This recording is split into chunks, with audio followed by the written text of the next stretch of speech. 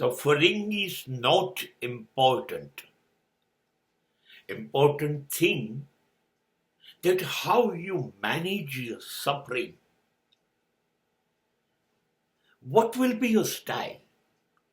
What will be your method when you are suffering?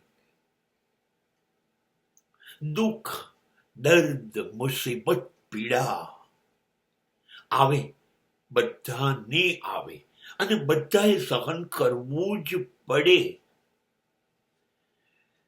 આપણે નવા નથી, પહેલા નથી. આગળ એટલા બધા જ્યારથી બ્રહ્માંડ બન્યું ત્યારથી એટલા બધા લોકો ઉપર દુઃખ, દર્દ, પીડા, ચિંતા, મુશ્કેલીઓ બધું આવ્યું જ હતું અને આવતું રહેશે. સવાલ એ છે કે આપણે એને સહન કેવી રીતે કરીએ છીએ. આપણે ગભરાઈ જઈએ છીએ, આપણે ડરી જઈએ છીએ, ચિંતાનો પહાડ આપણી પર ચડી જાય છે, આપણે આપણું વ્યક્તિત્વ સાવ બદલાઈ જાય છે.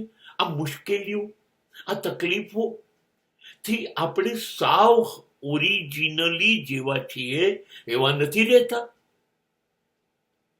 સમૂહગા બદલાઈ જઈએ છે, લડવાની શક્તિ ગુમાવી દઈએ છીએ.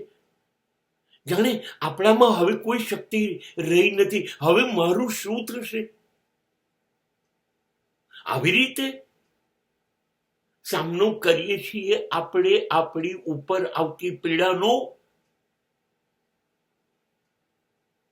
કે આપણે કંઈક અલગ છીએ.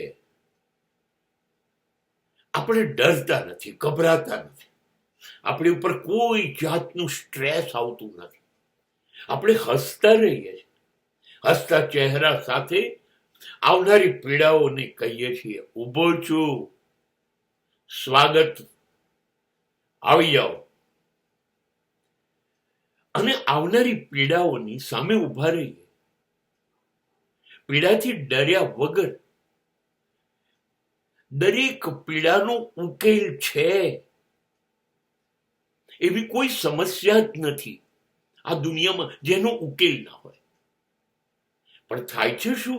આપણે ગભરાઈ જઈએ છીએ ને, ડરી જઈએ છીએ, મૂંઝાઈએ છીએ, ગૂંચવણમાં એકદમ ઊભા થઈ જઈએ છે ને, માટે ઉકેલ સામે જ પડ્યો હોય છે તોય દેખાતો નથી. બસ બિલકુલ સ્વસ્થ રહો, શાંત થાઓ, બને એટલા શાંત, અને સમસ્યા તરફ જુઓ. આમાં છે શું એ વિચારો. આનું પરિણામ શું આવી શકે? આ કેટલું નુકસાન કરી શકે, કેટલી અસર કરશે, આ વિચારો. અને પછી તમને લાઈનમાં 1, 2, 3, 4, 5 ઉકેલો દેખાવા માંડશે. અને પછી એને તમે ઉકેલી શકશો. તમને અનુકૂળ આવે એવો રસ્તો નક્કી કરો કે આમાં નુકસાન નથી અથવા ઓછું છે, અથવા આ રીતે ઉકેલીશ તો મને ફાયદો થશે. આવી રીતે ઊભા રહેશો ને મુશ્કેલી સામે, તો મુશ્કેલી માટે મુશ્કેલી ઊભી થઈ જશે.